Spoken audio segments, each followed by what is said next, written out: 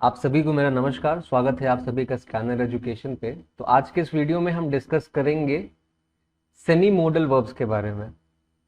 Modal verbs जो होते हैं वो बाकी वर्ब से एक छोटे से एस्पेक्ट पे डिफर कर जाते हैं। वो क्या है कि आप इनको आईएनजी या ईडी फॉर्म लगा के मॉडिफाई नहीं कर सकते हो। ये जैसे लिखे हैं इनको वैसे ही इस्तेमाल करना होता है, इनको हम मॉडिफाई करने का फ्रीडम नहीं रखते हैं। जबकि बाकी वर्ब हो, चाहे से helping verb B do have हो गए, उसको मॉडिफाई कर लेते हो, और जितने भी मेन वर्ब्स हैं उसको तो मॉडिफाई आप कर ही सकते हो।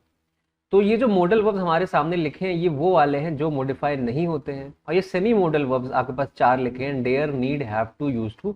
ये आपका मेन वर्ब की तरह भी यूज होते हैं और हेल्पिंग वर्ब यानी कि मॉडल की तरह भी यूज हो जाते हैं। जब हेल्पिंग वर्ब की तरह यूज होते हैं तो वो मॉडल ही होते हैं। कुछ एग्जाम्पल्स देख लेते हैं इनके बारे में। पहला क्या कह रहा है, he needs a doctor right away. He हो गया सब्जेक्ट, नीड्स हो गया verb, needs what, needs a doctor right away यानी तुरंत ही चाहिए। अब यहाँ जो नीड्स है ये मेन वर्ब का काम कर रहा है, तो ये मॉडल तो है नहीं। तो आपने इसका यूसेज देखा कि कैसे ये मेन वर्ब की तरह काम करता है। अब यहाँ देखो, he subject, did not dare, did हो गया हेल्पिंग वर्ब, डेयर हो गया मेन वर्ब। या डेयर टू, यहाँ भी डेयर मेन वर्ब है। To enter what, the haunted house. अब अगर डिड यहाँ हेल्पिंग वर्ब है और डेयर आपका मेन वर्ब है, तो क्या टू आएगा कि नहीं आएगा, सोचो आप। डेयर क्या है, डेयर आपका व्हाट हुम का जवाब देता है, बिल्कुल देता है। डेयर व्हाट, डेयर हुम, बिल्कुल जवाब देगा। Dare what, dare to enter, तो आप इन्फिनेटिव इसमें लगा दोगे, टू प्लस वर्ब का base form. Enter what, enter the haunted house, तो आपका ये वाला गलत होके ये सही हो जाता है। He did not dare to enter the haunted house. अब आगे बढ़ते हैं। You need not to worry about anything. किसके बारे में बात हो रही, यू के बारे में, subject, need not to worry. अब ये पहला क्यू आता है हमारा, नीड प्लस नॉट, वैसे ही डेयर प्लस नॉट, यानी नीड नॉट और डेयर नॉट। जैसे ही आपको ये मिल जाता है, फट से आपका काम किसका शुरू हो जाता है, मॉडल का काम शुरू हो जाता है। और जो मॉडल होता है उसका प्लेसमेंट कहाँ होता है ये भी समझ लो। जो वर्ब फ्रेज होता है हमारा, वर्ब फ्रेज क्या होता है, helping verb plus main verb. ये जो वर्ब का फ्रेज होता है, अब हेल्पिंग वर्ब एक भी हो सकता है, दो हो सकता है, तीन हो सकता है, या एक भी नहीं हो सकता है। जैसे इस वाले में एक भी नहीं है, इस वाले में एक हेल्पिंग वर्ब है। तो जो मॉडल होता है वो सबसे पहले आता है, उसके बाद कोई और हेल्पिंग वर्ब आता है, उसके बाद आपका मेन वर्ब आता है। तो मॉडल सबसे पहले आएगा। तो नीड नॉट जो है सबसे पहले अगर आपको मिल गया, मॉडल की जगह पे आपको मिल गया, तो समझ जाओ उसके बाद जो मेन वर्ब है वो वर्ब का बेस फॉर्म लेके आएगा, क्योंकि मॉडल के बाद हमेशा बेयर इन्फिनेटिव लगता है। तो you need not to worry about anything गलत हो जाएगा, यू नीड नॉट वरी, ये वर्ब का base form. Next, he dare dare not touch my belongings. अब आपको डेयर में चूज करना है, डेयर नॉट में चूज करना है। टच माई बिलोंगिंग्स आपका है, अब आपको चूज करना है। सब्जेक्ट हो गया ही, फिर वर्ब हो गया आपका डेयर, यहाँ डेयर नॉट हो गया, और यहाँ टच भी आपका वर्ब हो गया। अब डेयर या डेयर नॉट आपका हेल्पिंग वर्ब की तरह काम कर रहा है। अगर डेयर हेल्पिंग वर्ब है और टच भी आपका वर्ब है, वो मेन वर्ब है, तो डेयर अकेले नहीं, वो डेयर नॉट ही आएगा, क्योंकि मॉडल हमारा डेयर नॉट होता है। इसलिए डेयर वाला गलत हो जाएगा और डेयर नॉट सही हो जाएगा। अगर यहाँ पे टू टच लिखा होता, अंडरलाइन के बाहर अगर टू टच लिखा होता, तब हम he dare to touch my belongings को सही एक बार सोच सकते थे, बट वो थोड़ा सेंटेंस का मीनिंग गड़बड़ा जाता, तो वो अलग ही चीज है। इस सेंटेंस को देखिए, we need to work harder. We need to work harder. We need work harder लिखोगे, सोचो, नहीं, we need to work harder, क्योंकि यहाँ पे जो है ये सब्जेक्ट और वर्ब का जो है ये मेन वर्ब का काम कर रहा है। क्या काम कर रहा है, मेन वर्ब का काम कर रहा है। वी नीड टू वर्क, वो कैसे काम करोगे, हार्डर हमारा एडवर्ब हो जाएगा। डन, क्लियर है। Next sentence, the lone wolf will not dare, the lone wolf subject, will आपका मॉडल पहले ही आ गया, not dare dare to enter the cave. अब विल नॉट डेयर होगा, डेयर टू होगा एंटर द केव। देखो मेन वर्ब है, तो मेन वर्ब के बाद क्या आएगा, will not dare, dare what, to enter. तो टू एंटर आप ले आओगे और द केव मान लोगे, तो ये वाला ऑप्शन आपका सही हो जाता है, ये वाला ऑप्शन आपका गलत हो जाता है। तो फंडा बस इतना था, यहाँ पे क्लियर होके आया कि जब भी हमें नीड नॉट मिल जाए या डेयर नॉट मिल जाए, तो ये हमारा मॉडल तुरंत का तुरंत ही बन जाता है और उसके बाद हमें बेयर इन्फिनेटिव लेके आना आता है। पर अगर हमें नीड और डेयर ये दोनों मेन वर्ब की तरह मिल जाए तो हमको इसमें अपना ऑब्जेक्ट लेके आना पड़ जाता है। नेक्स्ट, अब यूज टू के बारे में देखो। यूज टू का मतलब क्या होता है कि कोई ऐसा काम जो आप किया करते थे पर अब नहीं करते हो। तो इसमें 4 एग्जाम्पल हैं, ये 4 तरह से यूज होता है। पहला क्या है, he used to come here, subject helping verb use to जो कि मॉडल है, कम हो गया आपका मेन वर्ब, कम हियर ये आपका एडवर्ब हो गया, वो यहां आया करता था। He used not to come here, he subject, use to आपका हो गया वही same case helping verb negative है, ये नॉट आपका एडवर्ब का काम कर रहा है, और कम आपका ये मेन वर्ब है जो वर्ब का बेस फॉर्म है हियर। अब ये जो 2 तरीके हैं जो डिड के साथ यूज हो रहा है, इसको जान लो। जानना जरूरी है कि मान लो कहीं रीडिंग कर रहे हो तो वहां पे आपको यूज करने का जरूरत पड़ी जाए इसको, जैसे कि आपको ये ना लगे कि ये ग्रामर है कौन से रूल में क्वालिफाई करता है। पर इस पे बने मैंने क्वेश्चंस बहुत रेयरली ही देखे हैं कि इस कॉन्सेप्ट पे आपको क्वेश्चन बनाया जाए, क्योंकि होता क्या है कि ग्रामरियन जो होता है या फिर जो भी क्वेश्चन पेपर सेट कर रहा है आपका, वो यूज्ड टू पे क्वेश्चन बना रहा होता है, यूज टू पे नहीं बना रहा होता है। और यूज टू क्यों लिख रहा है यहाँ पे, तो जो ये डू की फॉर्म होती है इसके बाद वर्ब का बेस फॉर्म ही लगता है, ये हमारी मजबूरी हो जाती है।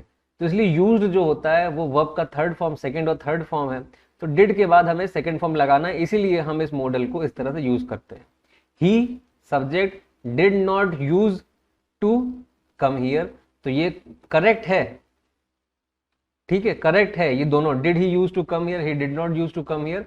पर क्वेश्चन इससे फॉर्म होना है नहीं होना वो जरूरी नहीं है, लेकिन इंपॉर्टेंट जो यहाँ पे है वो ये वाला है, क्या लिखा है, बी या फिर गॉट प्लस यूज टू को कैसे यूज करते हो आप। अब देखो, I subject am used to, अब हो सकता है एम यूज्ड, एम क्या हो सकता है, यहाँ हेल्पिंग वर्ब हो सकता है और ये मेन वर्ब हो सकता है। अगर बोलेंगे आई एम यूज्ड तो क्या हो गया, बी की फॉर्म हो गई एम और वर्ब का थर्ड फॉर्म हो गया।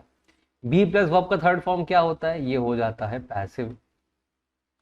अगर पैसिव हो गया तो सब्जेक्ट जो होता है वो रिसीवर हो जाता है। आई एम यूज्ड, मुझे इस्तेमाल किया गया किसी के द्वारा।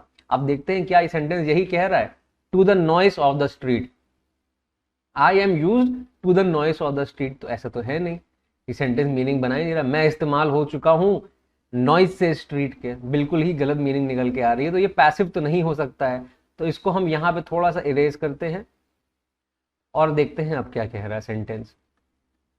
ये हो गया सब्जेक्ट, अब एम आपका मेन वर्ब का काम करेगा। अब मेन वर्ब बी की फॉर्म जब मेन वर्ब का काम करे तो वो लिंकिंग वर्ब है और ये हमारा कॉम्प्लीमेंट हो जाएगा।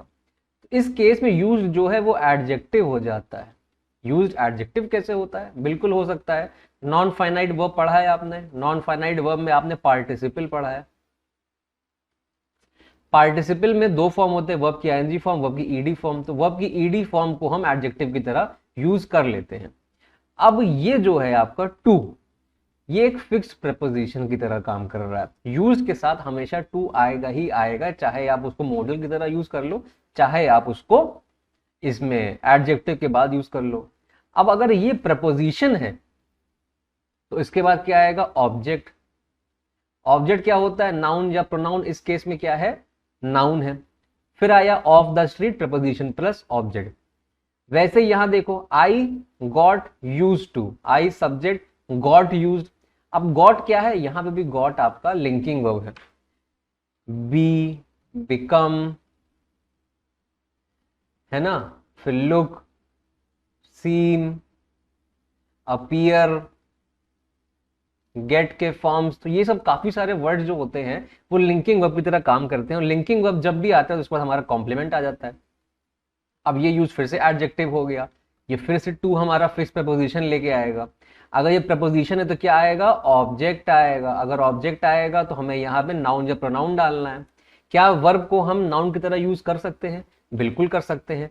इन्फिनेटिव में भी होता है और एक और जगह होता है, वो होता है जेरंड।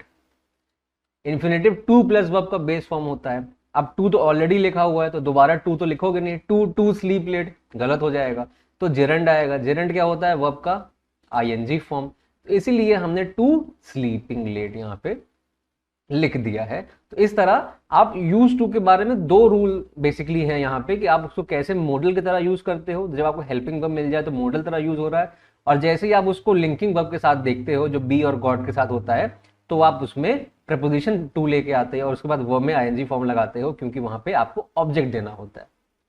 अब ये देखो यहाँ क्या है, यहाँ हैव टू के बारे में बात हो रही है। हैव जो होता है क्या काम करता है, हैव जो होता है आपका हेल्पिंग वर्ब होता है, केवल हैव की बात कर रहा हूं। वो क्या काम करता है हेल्पिंग वर्ब की तरह, वो आपका परफेक्ट टेंसेस बनाता है।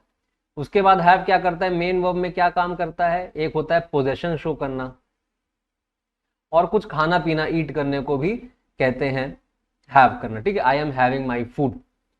अब देखो आई हैव व्हाट, क्या है आपके पास, टू अटेंड। क्या ऐसा हो पाएगा, क्या आप टू अटेंड को पा सकते हो, नहीं कर सकते हो, ना ही आप इसको खा रहे हो। तो इसीलिए जो हैव टू है ये भी आपको कई जगह लिखा दिखाई देगा। क्यों, क्योंकि ये भी एक मॉडल की तरह काम कर रहा होता है। सब्जेक्ट मॉडल, और ये आपका मेन वर्ब। मॉडल आपका हेल्पिंग वर्ब होता है, ये आपका main verb. I have to attend, attend what, attend a meeting, कब, टुडे। टुडे हो गया आपका एड वर्ब, मीटिंग हो गया आपका ऑब्जेक्ट किस चीज का, अटेंड का। तो ये हो गया आपका हैव टू का यूसेज। दे अगर है, they have to complete what, complete their homework. Subject modal main verb और ऑब्जेक्ट। फिर क्या आया, ही हैज टू, यहाँ ही सब्जेक्ट है और हैज, तो हैज की फॉर्म क्या होती है, हैज होती है, हैड होती है, हैव होती है। मेन इन्हीं का इस्तेमाल करते हो आप। अब देखो शी क्या कह रहा है, शी हैड टू स्टडी।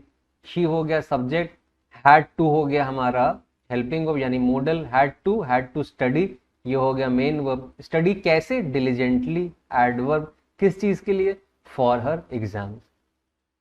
तो अब की जब हैव टू हैड टू आपको दिखाई दे तो उसको ऐसे एकदम निगेट मत कर देना कि हैव के बाद तो वर्ब की थर्ड फॉर्म ही दिखाई देती है या फिर सीधा ऑब्जेक्ट लेके आता है।